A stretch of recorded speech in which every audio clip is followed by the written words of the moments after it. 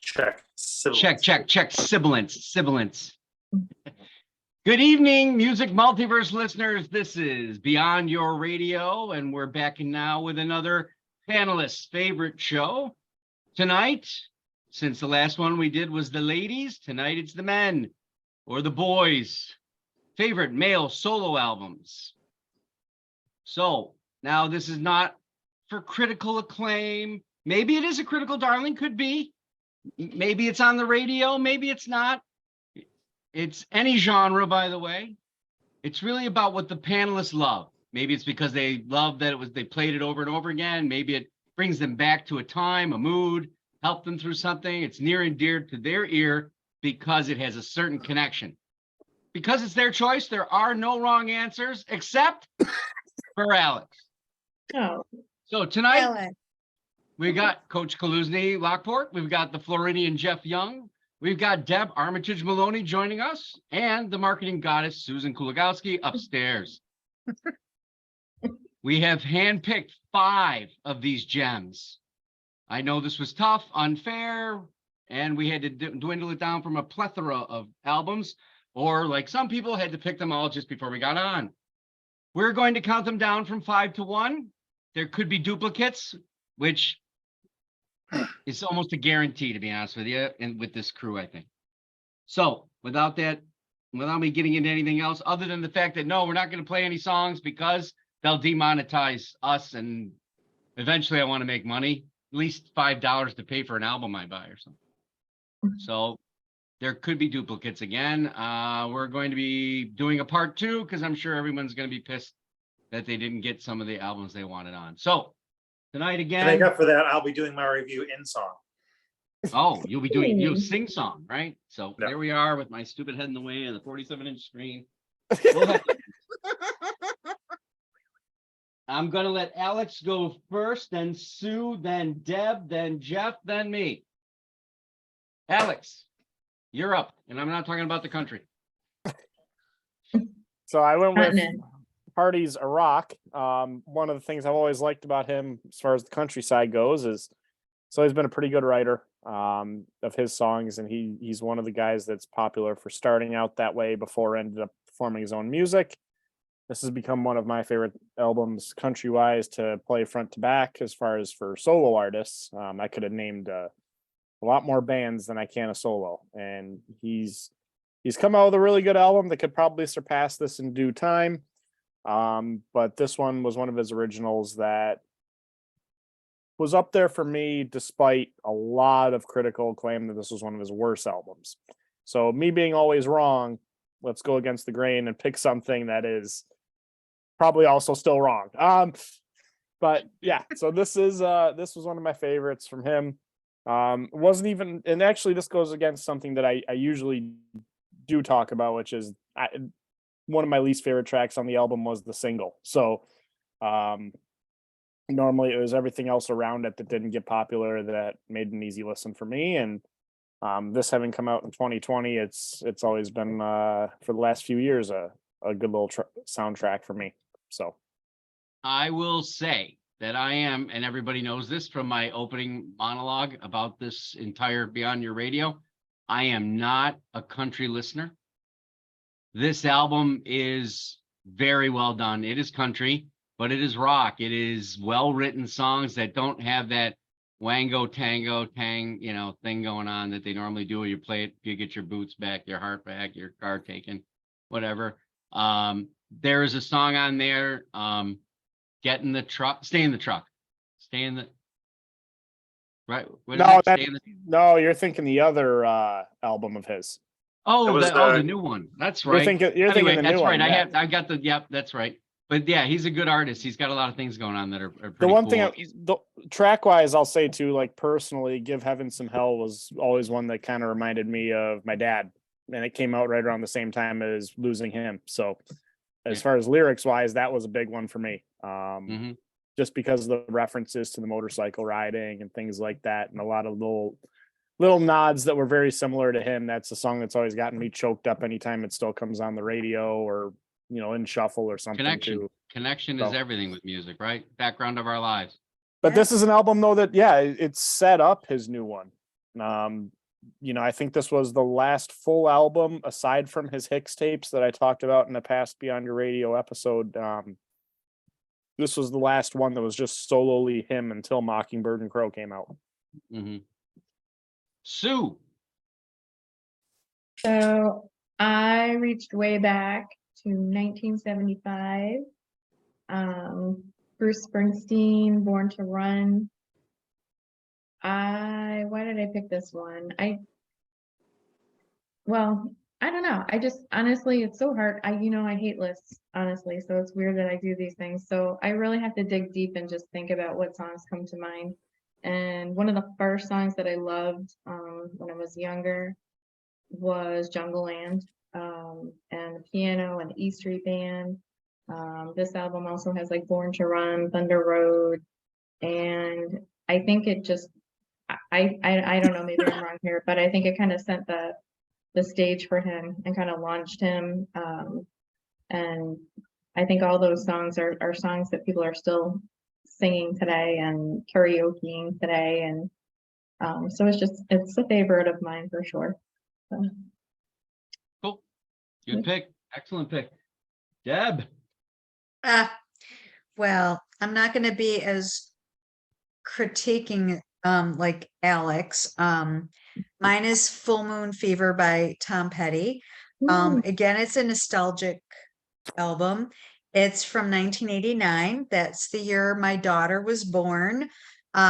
So we were in the car a lot and I'm listening to music, and it became kind of like a lullaby to her, all the songs. And as she got older, she had an admiration for that music, those songs, the way he tells a story. And I found it interesting because I always equated him with a Bob Dylan-ish, and that wasn't my favorite. It was Bob Dylan, but I grew to love Tom Petty because of my daughter growing up as a little kid and being lullabied in the car from Full Moon Fever. But my favorite track, I would say it's probably, at first I would say Running Down the Dream, but it's Free Falling for sure.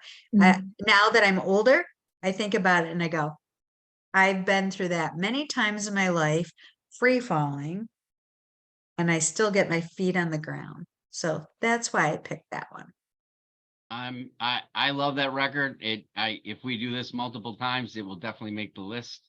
I always, the deeper tracks are there too. A Mind with a Heart of Its Own, that Yes. Yes. Oh, now we're not gonna get demonetized. Son of a bitch. All right. Yeah, because you sound just like him.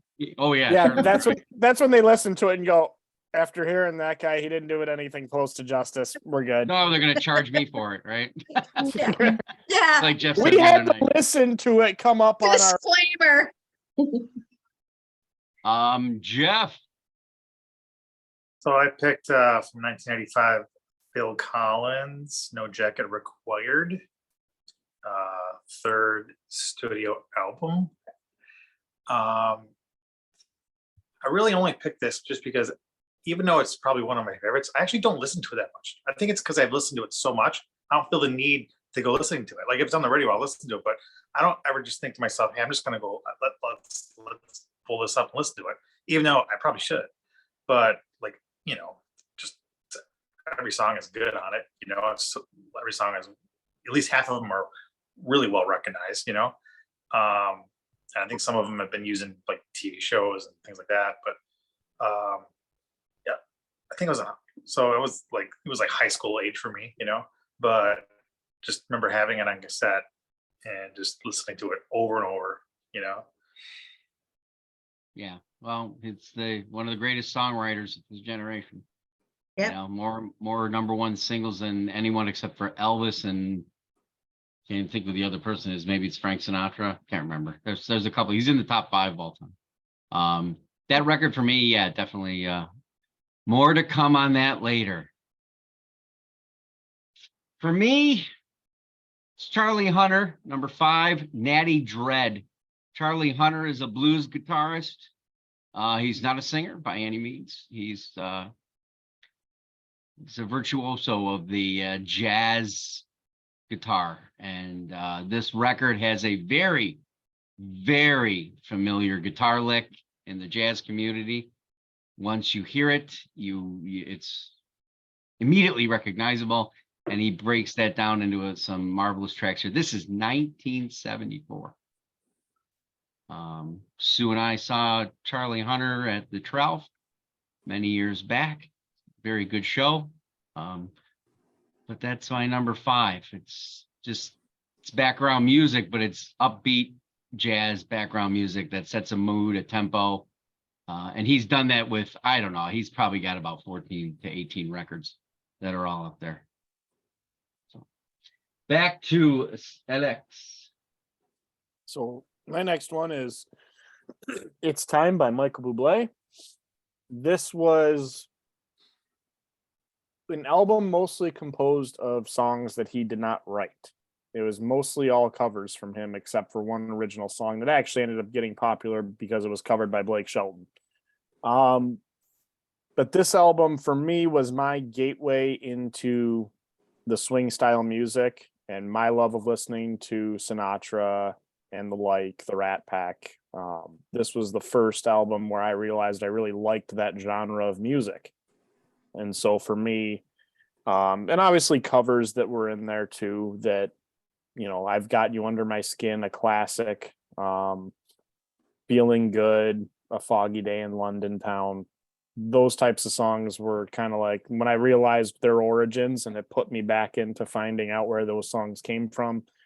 That's where this album really set off a genre for me, and that's why I put it so highly up there. Because I wouldn't have discovered it without this, and it was a modern touch on classic music.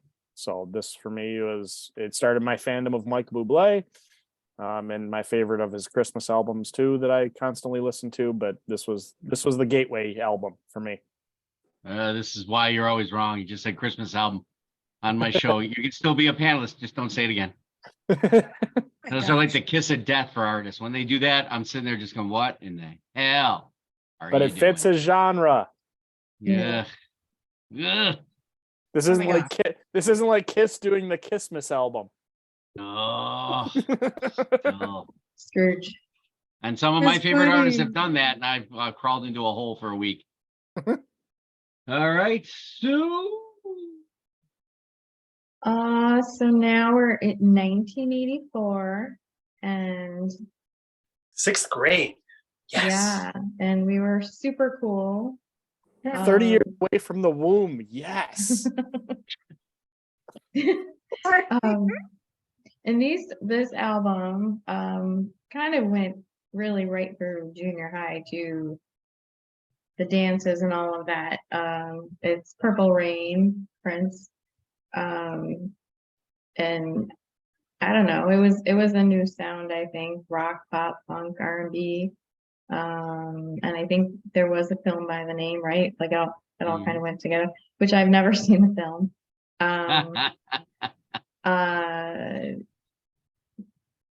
I guess most popular songs, obviously Purple Rain, When Doves Cry, Let's Go Crazy. And I definitely remember being at the school dances, and he was just a staple for those. So, and they're still good songs today. Pretty sure the Minnesota Wild used Let's Go Crazy as their goal song. Oh, that's a good one. Let's go crazy. That's awesome. And considering it's Minnesota. Yeah. There you go. I have to say, I'm sure back then, obviously, I didn't appreciate his talent, everything he did, but we know now, right? Yeah. Absolutely. Absolutely. Hindsight's 2020, right? Mhm. No one buys artwork while the artist is alive. Well, he might be that. There's some that are a different story. He was that album was #1 for a very, very, very long time. There was I believe that's a generational record, no question. People will Oh, be yeah. listening to that, bar none, right? I know. Yeah. Yeah. You've never seen the movie, you said, but Mm-mm. me being 10 years older, we watched it over and over again. Yeah. You know, It's And I didn't have cable TV back Oh, then. yeah, Sue, yeah. Uh, She did. So I kind Yeah. of missed out on everything. True. Well, I'll send you a copy. VHS. maybe? Yeah. This is Maybe we when can Sue- hit Sue. them with some Rewind. nice Wisconsin cheese. This is when Mhm. Sue creates the spin-off show Beyond Your DVD Player. Funny. Deb. All right. Mine is, and it might not be in the right order now that I'm looking at it, but it's Eric Clapton, the Unplugged Oh, album. I put it in the wrong order. No, I think I told you in the wrong Oh, order that's now that because I'm I have looking at Lenny. it. I have Lenny Kravitz up behind me. Oh yeah, you That put is it. not Eric Clapton.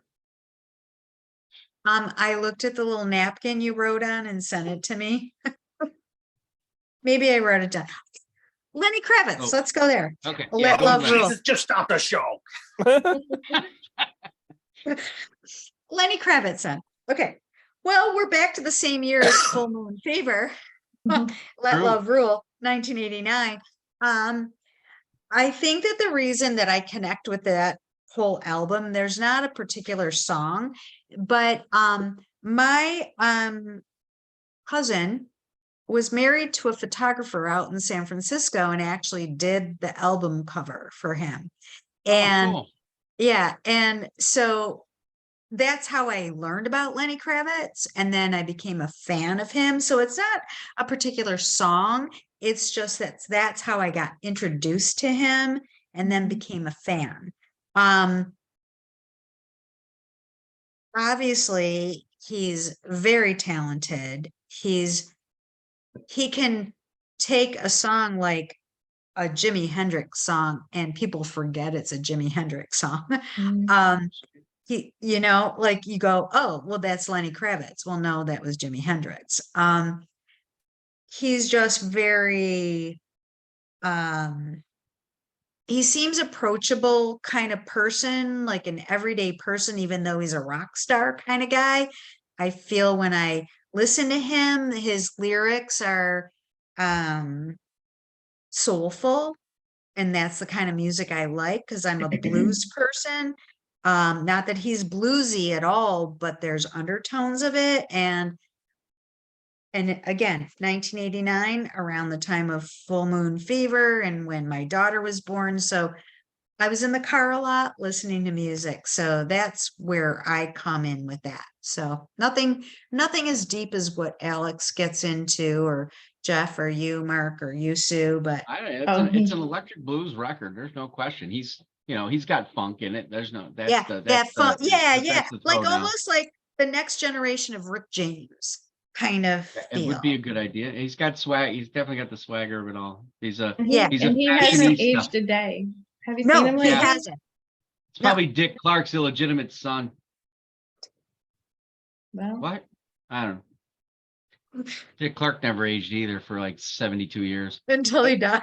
I So he think just there's- disintegrated. You didn't even see him die. He just disintegrated. They were like, "What? He just vaporized, like he was beamed aboard the Starship Enterprise."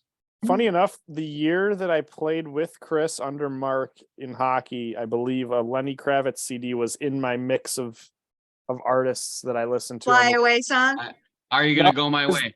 No, it was the Are you baptism. gonna go? It was the baptism album. Oh, okay. For real? The one that was right after that. Yep. Yeah. So Cool. love Good him. pick. Good pick. Yeah, on the fly. Senior Jeff. Take I us to picked hell. From 1997, second studio album of Marilyn Manson, and I Cry Superstar. It's exactly as it sounds. It's just vulgar in your face.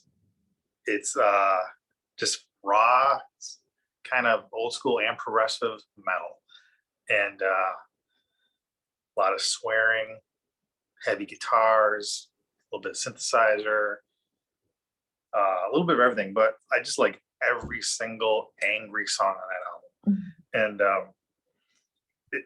I looked it up. It said it was listed. It's listed as a rock opera concept album, based on the Jesus Christ Superstar musical. But it says the central storyline of the album revolves around a supernatural being, a demagogue rock star who seizes all political power from humanity in order to initiate apocalyptic end events.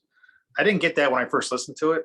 Probably didn't even get that till I read this, but I just mostly liked the music. And I think the tour for that album was the Dead to the World tour. So it was just very, I don't know. It was just, at that time, it was like a little bit different. I think that was the first time Manson even got played on the radio because Beautiful People was just so popular. And anyway, it was awesome.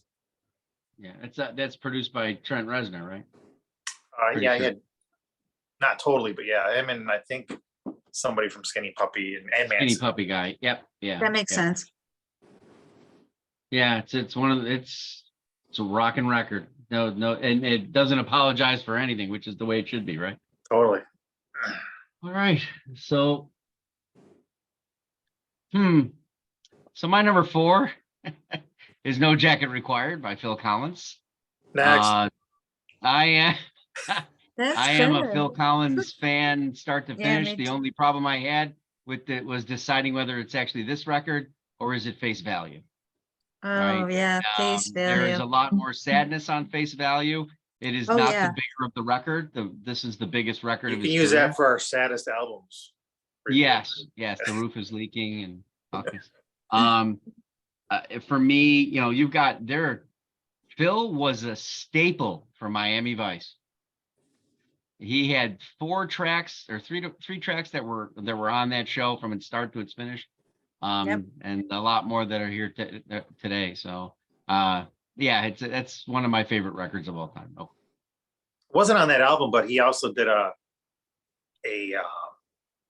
song for the TV show The Insiders. Remember that? yep, that's a Genesis track. Yeah. That was awesome. Yes, it's Genesis. What is the name of that song? The Insiders, right? Yeah.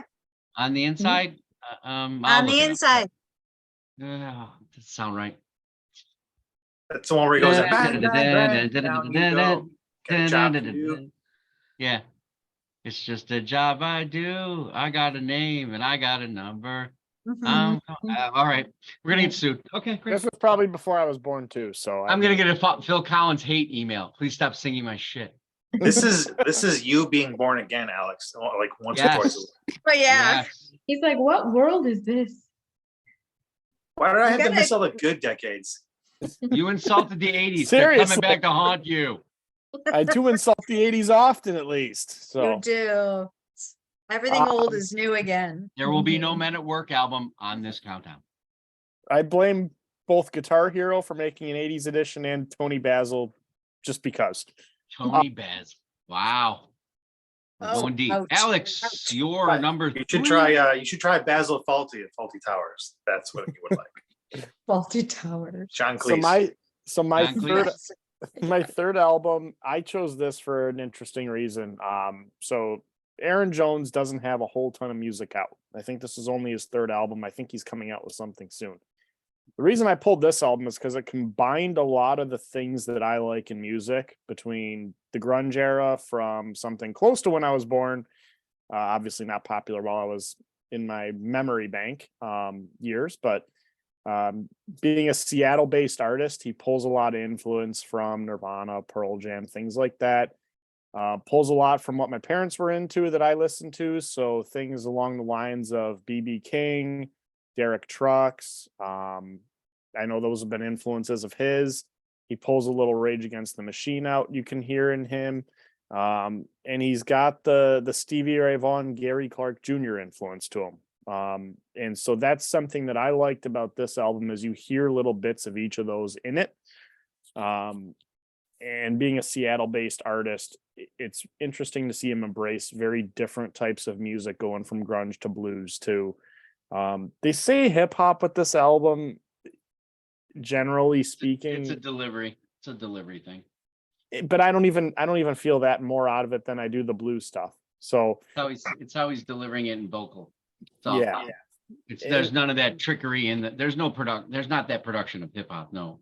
But I like the fact that he's a guitarist on this album. He plays a little bit of bass on the album too as well. His vocals are heavy, they're deep. This has been one for me that I didn't expect to like the entire album when I dove into it, and I ended up coming away loving it. And I know the year it came out, I was in Mark's ear a little bit about wanting this to be a top album of the year, but I personally would have put it in that conversation. I loved this album. So. It fell on the outside. It was a good listen though. It's a good record. Solid through production, blues, R&B. It's the grunge thing I don't hear as much, but I have to go back to it. I was only like 2 or 3 listens, so. It's But very yeah, subtly good artist. sprinkled Waiting in. to see what he does next. What he does next will be pivotal, is in my opinion. The random amounts of people he has opened for too Mhm. across the spectrum have been, and I'm interested to see how the new album comes out this year. I haven't heard even a single sample single Yeah, I to don't come know. with I it beforehand. thought I so. saw something somewhere once, but me, I don't. When the single comes out, that's just to make it known. I don't go right to the single. Oh my God, I got to hear this. I don't care who the band is. I don't do it. There's only maybe 1 or 2 artists that I will, but I won't do it because it just, I don't know. I want to hear it on the whole album. It's Do you my have pick that though. one? It's my way to slide into albums though. But I mean that the list of people he's opened up for, I was just kind of looking it up earlier because I remember reading this once and it was impressive. BB King, Guns N' Roses, The Zombies, Living Colour, Presidents of the USA, Public Enemy, Robin Trower, Jeff Beck, Train, Slipknot, Theory of a Dead Man, Run DMC, The Rolling Stones, and Lamb of God. Mhm. You could not get a That's- wider spectrum. I agree. Yeah, I'm interested. Me too. Good one. And you're not wrong, Alex. No, you're His only right. problem is he doesn't know how to spell Aaron. His first name. It's That sounds wrong. Ayron. Just in case you're looking for him and you can't find him, that's why you can't. Okay, got it. Ayron. Okay? Is he And Irish? yeah, yes, definitely. Hmm. Yeah. He opened say for it. Blondie too. Oh, No, he didn't. I interesting. just made that up. I wouldn't be surprised if he did. exactly. Probably did. Prove him wrong. I want to say, Sue, this is Europe, right? Europe? Yep. Yes. So now we're in 1982, and the singer is Michael Jackson. The album is Thriller. I almost Uh, picked that one. Yeah, well, you It's a good know, one. it was like when we did the females, I kind of stayed away from like the big, the big ones, but I couldn't not pick this one. It's iconic. It was incredible. Like every song was a hit. And I have a memory again, since we didn't have cable TV. I want to say, I can't remember when Thriller debuted on, I think it was MTV. It must have been on TV. But one of our neighbors had a big watch party. And Wow. how old am I? But like we all went down to watch the video, and I still remember it. So yeah, Thriller. I mean, it's timeless, as they say. A couple years ago, I went to the they have a huge like Halloween festival at Universal Studios, and they don't do it. They didn't do it the last couple of years, especially. But before COVID, they used to have actors do that dance like in the middle of the Mhm. street. It was Well, awesome. yeah, people are still doing that. It's crazy. But no, every song I know. Oh my gosh, I'm not gonna name names, but one of my friends had like the old video, like the big old video cameras, and we were doing videos and we were lip syncing to those songs. So Michael Jackson, Thriller. You do know Yep. that one, Alex, right? I'm very well aware of this I'm one. kidding. I just, when it comes to albums from this era, I don't connect with it because I don't think I grew up in the era of loving. Yeah. I hear it and I go, yeah, it's great. Yeah. It doesn't do anything for you. Yeah. Eventually, there'll be a MTV version of the History Channel, and then you can watch it there. Yeah. I think MTV is on the History Channel now. Yeah, it should be. The original kind of MTV. When they So, play Alex, are music you- videos. So Alex, are you saying that Billie Jean was not your lover then? That's I'm sorry I'm moving my camera, but I have to plug my computer in. I oh wasn't prepared. Okay, I'm over here now. Don't get mad. well, and guess what? I'm It's your next. turn. Oh God. All right. Can you see Well, behind me? I Do can. you know? Yes. Wait, that's Okay. not my next album. That's how I have it in order. You are totally, you missed my, Eric Clapton. No, Eric Clapton is coming up. Oh, I'm doing Stevie Ray Vaughan right now. a good Sorry one. that I'm doing some impromptu work right here. Okay, I'm plugged in. All right. So Stevie Are you Ray Vaughan. certified to do that? No. Sounds like impromptu narration. Okay, I'm sorry. Mark's Plays gonna with be so everyone. mad. All right, so Stevie Ray Vaughan, the Texas flood, right? That is just Stevie Ray Vaughan is the epitome of my base love of music. Is I didn't know it was the blues. I didn't have a word to put with it. I just knew that I always gravitated to certain music that had a certain feel about it. And this album is from 1983, I believe. But I'll say so. he's had such an influence on so many other artists that you can hear it in so many other people. But if you go back to that album and Pride and Joy and the number of songs, and I told Mark, I don't remember album names. I don't remember song names. That's not me. I just, if you put that on, I probably would be able to sing all the words to every song, but I never tell you what the song name is. So, the more that I meet people that don't know a lot about music that go, oh, I like the Stones. I go, well, do you hear the blues in the Stones? There's no blues in the Stones are blues. How about Led Zeppelin? Zeppelin is the blues. English rock came out of the old blues. They took this black music and made it go global. And then you had people like Stevie Ray Vaughan and now we've got Kenny Wayne Shepherd, and they all are drawing back on what the English artists really drew out of our background. And Stevie Ray Vaughan will always, to me, be the person that connected the dots. So that album, not specifically, because I couldn't have named that album, but when you name some songs for me, Mark, I go, Pride and Joy. Yeah, that's it. Mhm. And I could listen to that over and over and over again. I'm at work, put it on in the background. That kind of music is just, I don't listen to the words because a lot of times they're very sad, but it just is very, gives me the root of all the music that I love. So that's why I picked Stevie. Great pick. He's a hard artist to pick an album on. I would agree with that. Yeah. Right. More on that probably later in part 2, part 3. Yeah. Okay. That's my thing. Mr. Young. I'm picking the album Come Again by Ian Thornley in 2004. It's a What is debut album. this? Debut album after he left Big Wreck in 2002. Oh, Big Red. And with the help of Alex's friend Chad Kroeger of Nickelback, Thornley was able to sign a record deal with his record label, 604 Records.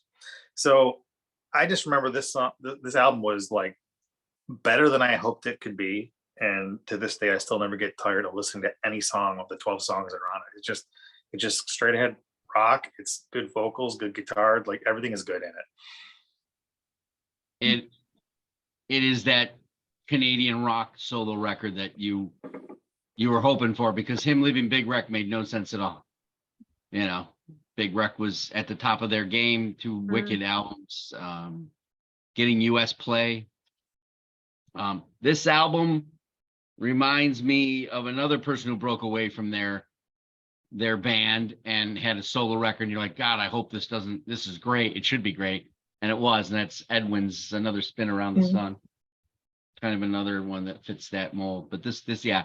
Ian Thornley, to me, is all we have left of impersonations of Chris Cornell. He has the voice of Chris Cornell. He's got a very ridiculous range and a growl. And I remember when we saw him, didn't he do one of their songs in the middle of while he was smoking cigarettes? Yeah, the first time I saw him was not with you, was with Brad Chandler, my friend, and he was just chain smoking on stage. I'm like, how is it fair that you can chain smoke on stage and still sing like that? It's just not fair. It's like Alex McGillney chain smoking and then going skating at 30 miles an hour. Yeah, exactly. Looked like a train. Woo! I will say I was surprised to see that land on someone's top 5, but Yeah. I That's like cool. that one a lot. It's cool. So my number 3 is Sting, The Soul Cages. Hard to pick Yeah. a Sting record under a certain era. Anything that's new probably would never make my list. But I don't need Songs from the Lute, in case you're listening, Sting. Not a very popular instrument. I'm not going to do an album for church. Soul Cages is Why you gotta dark. throw shade, man? This album is just very dark and wonderful. I know this is about the death of his father, but it is just gorgeous. He is a word instrumentalist, if you will, almost an English prophet. I could have put Englishman in New York here too, but that record had more musical instrumentation on it that was just in my wheelhouse more so. What year is this? I don't remember. 1991. What year is this? 1991. 91. 91. I just remember we just listened to that over and over in your car, like on the way to like renting ice or just going to a show or going out somewhere, you know. Yeah. I think that might have been the tour that I saw him at Darien Lake. Maybe. That's around that time. Do you know who I'm the not opener? sure. Who was the opener? You remember the opener? Tracy Chapman. Oh, okay. Well then, yeah, definitely in that era. Then could be close. Yeah, because There you when go. we saw him, his opener was "Lila Love It," so I think that was on 10 Sumner's Yes. Tales or something like that. Yes. Alex, we're down to your numero dos, I think, right? Yep. Yep. So Pay close Yeah. attention, everyone. This one's great. Shades of Blue by Danny Worsnop. So if you listen to Danny, whether as a rock fan that's Asking Alexandria or We Are Harlot, which is his other solo band that he does rock work with. This album I did not expect to be. We just lost Deb, by the way. It's all right. She'll come back. So I did not expect with how good he could be doing blues. His rock voice absolutely shines during these. His vocal range is completely different than what I expected from his rock music. This is, and as noted by your countdown list, one of the better albums, not only of the year it came out, but for me, it's an all-timer. This has been one that I listen to front to back a lot. So a lot of meaning in the songs, definitely changes the range a bit. I would love to see him perform this album live. I don't know if that opportunity will ever come, not only as the years go by, but as he's doing more work with his main band. But this is one I would love to see him perform. This would be a damn good album to hear. You never know, man. Sometimes bands come around that you just thought would, like, their career was over. All of a sudden, like, something happens. It's Well, crazy. he's touring with his main band. That's why I don't know if I'll ever hear him do this, because it's his own work and his solo side. So Yeah, this album was a complete stunner. This guy is a screaming rock and roll maniac in Asking Alexandria. He's got wonderful range and tone, but you would have never expected this. I'm going to say to people in Canada that are watching, which is probably zero, at this point in our career. But if you love Colin James, I was watching from this Canada is a last record week. you should put on. What'd you say, Jeff? I was watching from Canada last week. That's one. It's true. Oh, that's right. I already have Canadian listeners. There you go. Yay! International. But yeah, it was an eye opener for me. A total, well, ear opener, we'll call it, right? Yeah. I would certainly be there with you if he toured with that. And he obviously wouldn't be in a big stadium like he's used to with Asking Alexandria. It would be somewhere like, the town ballroom or something of that nature. Correct. He's It would be a much great smaller record. venue. He has a sense of blues. And whether he did this to say, can I do this? Or he loves it, I don't know. Because he does country record too. That wasn't bad in there either. So excellent choice, Alex. I that album was in the 75 records that I was dancing around with. No kidding. It made your top 75 of all time. Well, no, it's just 75. I don't know if I'll probably come up with 25 more. I don't, but yeah, just for that year, the fact it even made that list is worth it. that was a hard year to win the #1 spot. Sue.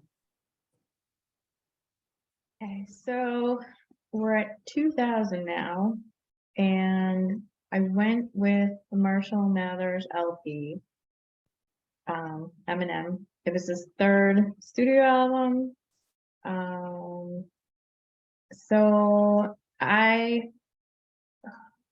Eminem for me, I appreciate everything about him, but I don't like my kids to listen to him, and sometimes he's a bit much, but I have to give it to him. He stayed in character, and he was just himself, and he was authentic, and so and he I think, as I recall, he took a lot of flack from this album, from a lot of everybody, let's just say.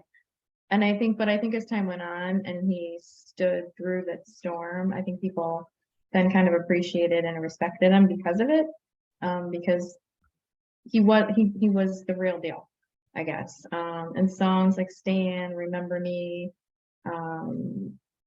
it's just a good album. Slim Shady obviously was an easier listen and I don't know, more acceptable, I guess, to a lot more people. But this one, I guess it showed a darker, harder, harsher artistic side. So that is why I chose this one. Yeah, it's funny. There's a lot of obviously almost anybody who's a vocalist, will rhyme words, beginning their ends of lyrics, but he was one of the, I guess, premier artists to rhyme whole sentences. Yeah. And it Sonny sounded Bono skis so horses and hitting some trees. Yeah. so natural the way he did it too. It didn't sound contrived. He doesn't sound like he was forcing his rhymes. They Right. made sense. Like where sometimes you go, that's a stretch, even with the Beastie Boys, you're my lime, a lemon, a lime. Like you're going, okay, you just try to fit that word in just because it rhymed with something else. No, he made it work. Yeah, for sure. The Chris D'Elia impression, though, of him rapping, where Chris D'Elia is making fun of it, is absolutely hilarious because he does the same thing where he just starts throwing in random words that rhyme. Yeah. I've seen it. Got it. Deb, you're #2 that you've been waiting to give up. Well, it's my Eric Clapton. Wait, is it Unplugged. Eric Clapton? It's Eric Clapton Unplugged. Surprise, everyone. Only been talking about it for 3 songs. Sorry, Mark. I went out of order. I just Busting you. it's okay. It goes back to the whole bluesy thing. There's a lot of undertones with that, but it's acoustic and it's raw and it's Which album is it? Unplugged. Okay. and it's from 1992. And it goes back to my kids as well. But the reason this album resonates with me, and I listen to it because, I grew up with Eric Clapton in many different ways. I'm the oldest one of the group here, so I remember him from, back before, was he in the Yardbirds? Am I right with that? Derek and the Dominoes, Nah. Cream. Well, Cream with Jimmy Page, maybe they were friends too, but Oh, they all traveled in circles. Eric they Clapton did. and Jackson Brown were in a club to see Stevie Ray Vaughan for the first time because everybody was talking about him. They went and saw him. Jackson Brown walked up to Stevie Ray Vaughan and said, "I want to record you. Just come to my house when you can." For real. Stevie Ray Vaughan showed up the day after Thanksgiving, knocked on Okay. his door, and Jackson Brown's like, "Hi." He couldn't believe he was there. He's like, "Well, you told me to come." Just didn't care when. That's hilarious. Didn't show I up during love Thanksgiving at that. least, right? So Yeah, yeah, let really. me. They could have ahead. stayed for the dinner. Yeah. Or brought a mashed potatoes, but I have there's a personal story that goes with this It is was in the I Yardbirds, yes. 63. Yeah. yes. Just looking it up. I was pregnant with my second child, and I was teaching some aerobics classes, and I was getting ready to teach this one class. And I'm sitting down waiting for my class to funnel in, and over the loudspeaker was Tears in Heaven. And there I am, pregnant with my child, and I'm listening to the song for the first time about him losing his son. And I just sat there, and this is like as clear as day, as if it happened yesterday. And me sitting there, absorbing the song around me, going, how the hell does somebody not only survive that, but then write a song about it, and then so poignantly portray it in a song that we all can listen to and embrace. And I lost my son, so it's very ironic that that was a song when I was pregnant with my son, going, how the hell does somebody survive it? And we do. And I get it now. And so that sticks with me. I can't hear that song without feeling a little bit of familiarity. I reminisce about it, but I also feel like it's very current to anybody that is going through any kind of tragedy, that if this man could come out of that and write this song and portray those feelings so warmly to us and still go on and do other things in his career, that represents resilience to me. So that's why I picked that. Excellent. It's in the top 5 unplugged out or acoustic records ever made. The only reason it wouldn't be number 1 is because it's stuff that was mostly already done before, so it's an acoustic. Yes. There Yeah, are acoustic definitely. records Yeah. but it's Right. excellent. There was It's one yeah. of my favorite Clapton records. Well, that's maybe why I kept saying, that's the one I picked. That's one that, now number 2. Got it. It was definitely higher up your list. All right, Thank you. Jeff, take us on a surfer ride. Yeah, give us something I fun. picked Surfing with the Alien by Joe Satriani.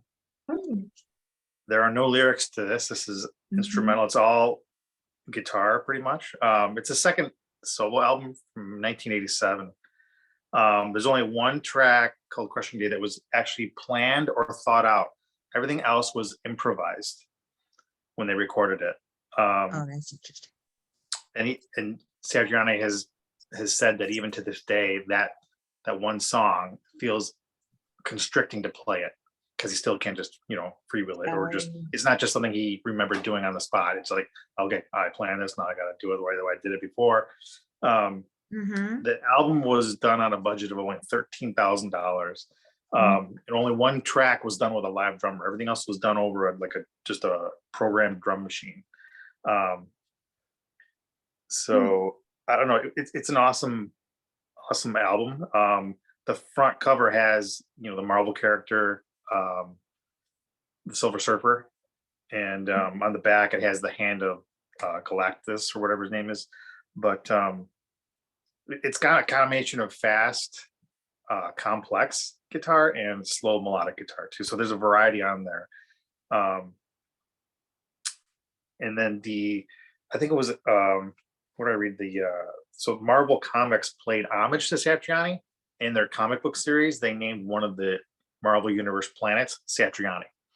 Oh, I was But wondering why I heard that before. I did What's not that? think that I would not think that would be the reason it's named that. I knew I've heard that before. Interesting. yeah, and then so in 2018 they used to just keep renewing the license for the name, but then in 2018 after Marvel was getting really big, they couldn't come to an agreement. So now on the front cover of the album, you don't see the Silver Surfer, coming towards you. It's the same background, but instead of the surfer on the surfboard, it's a silver top of the guitar neck, kind of placed where the surfboard was. So like, it's just not the same as it used to be, but yeah, it's just an awesome rocking album, and he does have a couple other albums where he does actually do vocals, but most of his work is all, instrumental. Mhm.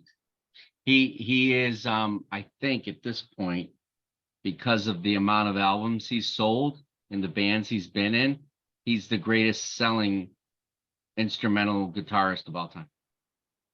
Pretty sure. Really? Yeah. Wow. We're I talking. know him. Yeah. He did it. He was with Mick Jagger. He was with Deep Purple, Chickenfoot. I think he had Kirk Hammett was in one of his students. This guy Steve Vai. sang, Steve Vai. He even sang backup vocals on the Crowded House debut record. So he's done all kind of stuff. But yeah, that's a great record. He's definitely worth seeing live too. Absolutely. Yeah.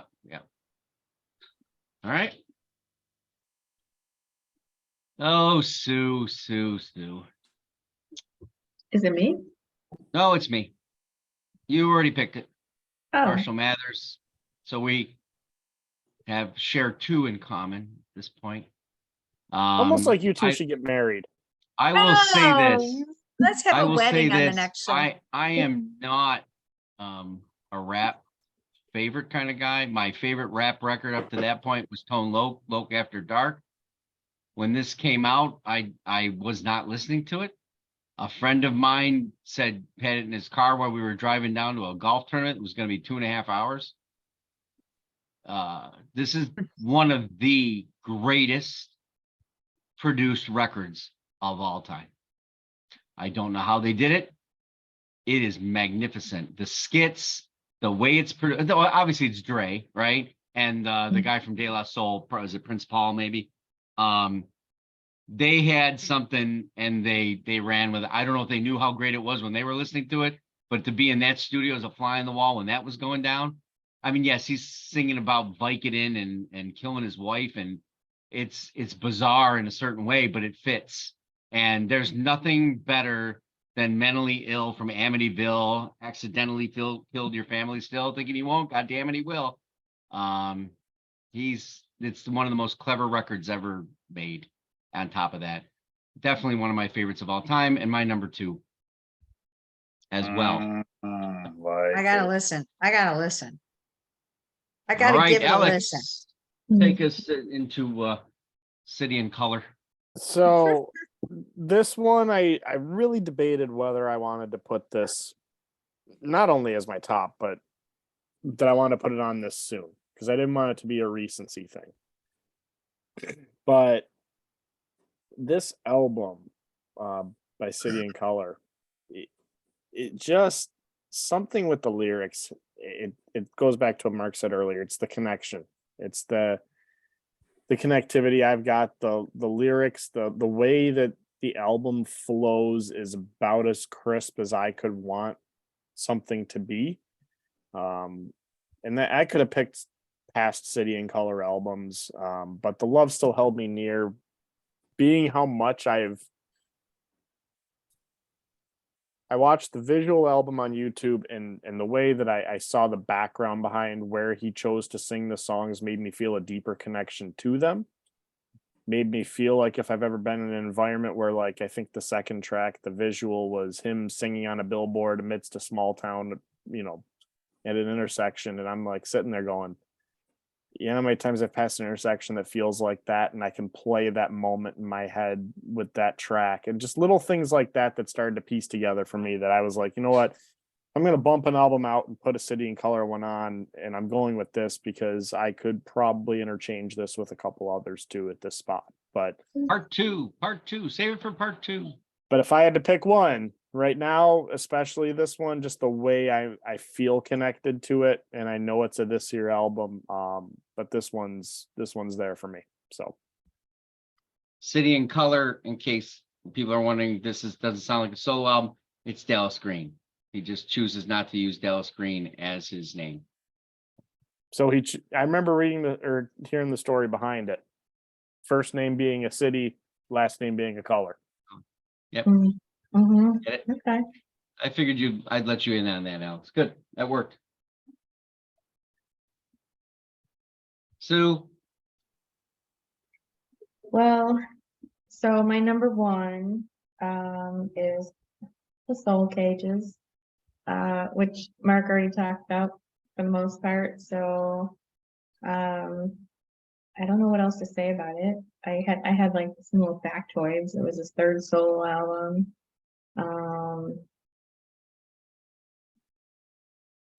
I love everything Sting. I could have done 5 actual Sting albums for tonight, and that would have been it for me. But I can't remember how you described it. But it is haunting. It is slightly dark, and he's just like the Shakespeare of song, in my opinion. He's one of the best lyricists, I think. And so yeah. Yeah. Spend the rest of forever in the cage. Yeah. Love that. Sting. And Mark had a dream about Sting last night. I you did. not? I did. Well, that's where, do we need to hear about that? But yes. Yeah. How about instead we This is just beyond your contradict radio, Berg's not name? beyond my dreams. That could be an entirely different thing that people wouldn't watch either. Okay. This one's very beyond me. Yes. Deb. Yeah. He had this Okay. dream about Sting and he woke up wanting penicillin.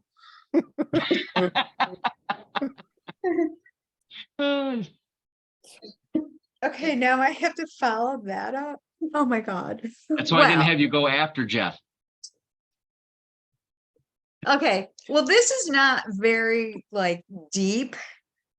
If I had to pick my favorite solo artist album, obviously it's gonna be Robert Plant, because Led Zeppelin is my group, right? And the reason there's a separate reason, is because Led Zeppelin being my favorite group, I had my ticket in hand in 1980 to go finally see them, and John Bonham died and I didn't get to go see. And then they split up, and I'm You like, still have the ticket? no, I don't. Oh, I want to see that. Oh, Oh, now I'm done, Jeff. Thank you so much. Just deflated me. Pin in the bubble. Can you imagine what that would be? Oh, I'll call my boyfriend from the time. I don't even know if he's alive. That's how long ago. well, it neither was. is John Bonham. That's why we're in this scenario. another thing they have in common. Oh, my I can't stop. So, just to say, it took me a while to be ready to listen to anything that had to do with any of the 3 artists that were left here on Earth. But I grew to appreciate his solo albums. And even though this album I didn't like when it came out because it was so early on, when I went back and listened to it, I went, oh, I get it. It's Robert Plant, Principle of Moments, 1983. It's only a couple years after the fact. He's had way better albums after. He's had better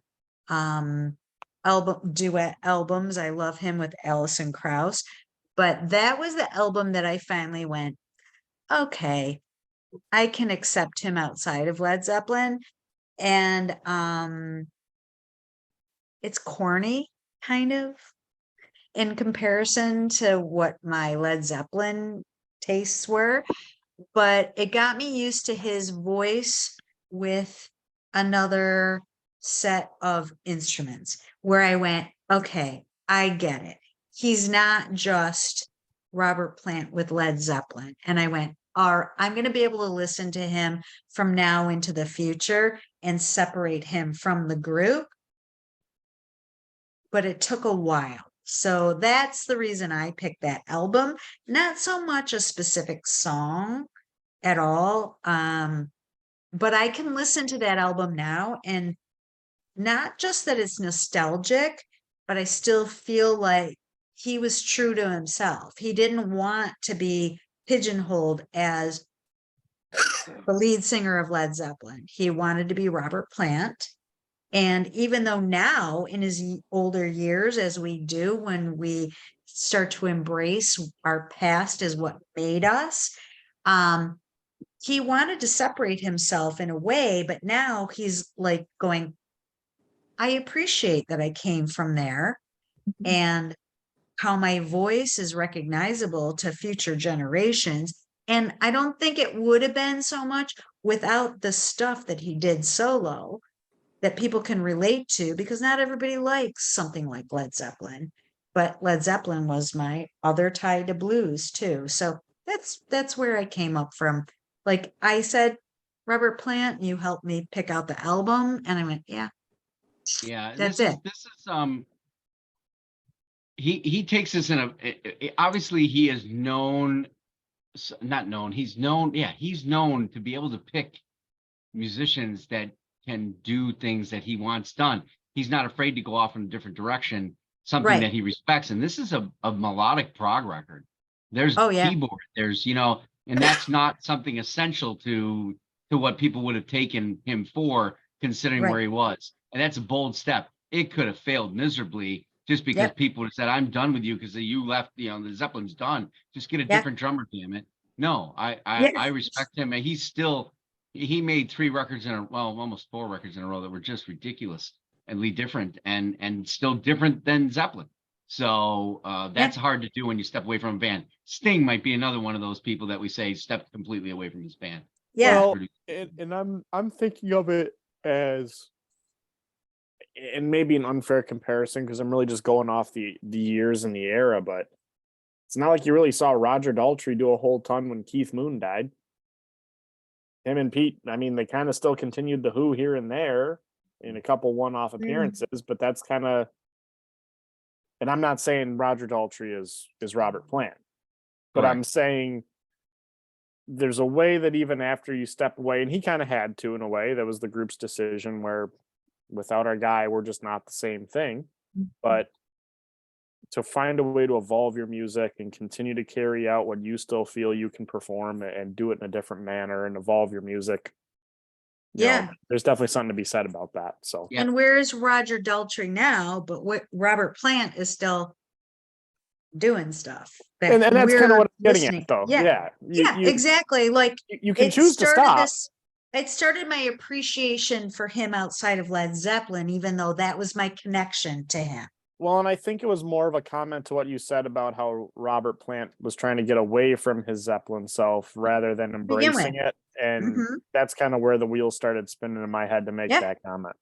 And now, as he's older and getting to the end of his life, he's not embarrassed by Led Zeppelin. He was when he first had to get away from it, but now he goes, this is really what made me, but I don't have to be defined by it.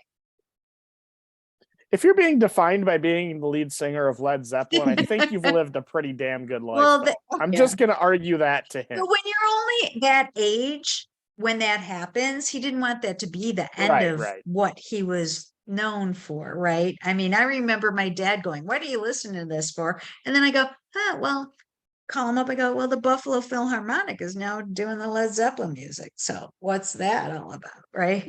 Like there's some musicality and stuff that arrangements and stuff that can make that music relevant. Right. At any time. I would trade being the guy who's known for always being wrong on Beyond Your Radio for being the lead singer of Led Zeppelin, though. That could also be on the back of your t-shirt. I'm making I'd rather notes. be the lead singer of Led Zeppelin. That's all it says. I'm Like a making it sticker. notes. I love it. So that was mine. Number one from Mr. Young. I picked a live album from 1997, Mm, Ozzy Osbourne tribute. go on. And it's a 70-minute album, 14 songs. Most of the songs are from his first solo album, Blizzard of Oz, because the album was a tribute to Randy Rhoads, who died in a plane Mhm. crash shortly after their second album, Diary of a Madman, came out. So really, there wasn't a lot of good recordings of that work. There's only 2 songs from Diary of a Madman on that album, and I think there's 2 songs from Sabbath too that they typically would play live. Yep. But Ozzy, like, it holds up for like an 80s recording, and Ozzy sounds really good, and like everybody sounds really good, and I just mostly like the reason Ozzy made the album in the first place, just to pay tribute to his friend. So Yeah. it's a really good recording. Agreed. That's an interesting one, but I agree. I would didn't never even have know that picked it, existed but till now. I would listen to that and it's timeless for sure. So is it down to me? It is. Mark. Okay. The long awaited. So, Sue, what's my number one male solo album of all time? She should know. Really? Well, we tried it with the females. Let's see if you No know the men. pressure. Don't get it wrong. Thanks, We're all- everybody. Got to go. Like and subscribe. See you later. Come on, Sue. Any guesses? I don't know. You just put me on the spot here. Pick Neil Young. It's Neil definitely Young. Kiss. It is not Neil Young. Is it Neil Mm. Young? I mean, well, I don't see this was hard for me because like the whole male solo album thing Mhm. kind of throws me. So I don't know. Jeff is correct. What's that? Jeff is correct. It's Neil Young, Yeah. and it's No Freedom. way. For that, I win absolutely nothing. Yeah. That is correct. You get a T-shirt that says that Alex is wrong. Okay, We're getting So- them made. so this is Rockin' in the Free World. If you want to put this in a song that everyone knows, right? So Mhm. Rockin' in the Free World comes on, and this is a guy who's responsible. He's the godfather of grunge. The feedback of a guitar, that's him. That's crazy. Yeah, you're right. Right? Mhm. After that, this record has some of the most beautifully melodic songs written by a guy who you wouldn't think could put that into that kind of context of feedback. This is a rock record with feedback galore, a lot of distortion. So Rockin' in the Free World. My favorite song of Neil Young's, beside, there's El Dorado and other things on this record. Mhm. I love Crime in the City. Okay. It tells this story about this guy aging and all the things that happen to him as he ages. And there's a wonderful part in it, obviously, where Neil Young takes a stab at the record labels as well. Don't Cry, Hanging on a Limb. But then you've got Wrecking Ball with Emmylou Harris, which is fantastic. And Someday, which is haunting, Mhm. and only delivered by Kermit the Frog himself, who my wife calls him. It's I mean, fantastic from start to finish. This is 11 songs, but you get Rockin' in the Free World again because the first part's an acoustic version. I listen to this record all the time. It doesn't, if I'm going somewhere, it comes with me. It's a traveling song. It's an emotional thing for me in a way. And there are other Neil Young records, as Deb put in, her acoustic, Harvest Moon is Mhm. another ridiculously good acoustic record. Yeah, Um, love that. my number one, Freedom by Neil Young. I think the panelists would love to do this again as a part 2. We are going to do the females part 2 in 2 weeks. And then we'll move on to some other things. I want to thank all the panelists that joined us tonight. This is always a lot of fun having this discussion and then seeing what everybody brings to the table. There's always some surprises, and there's some, some of the records here are very well known, but that doesn't always happen. We're on the web at www.beyondyourradio.com. We're on Facebook, Instagram, Twitter. We'd love for you to comment. Tell us your favorites. Send them. Again, the MySpace. only person that's wrong is Alex. So the rest of you won't came. Alex. And I'll answer this first. Before anyone asks in the comments, no, Jeff Young is not related to Neil Young. Nobody knows my name.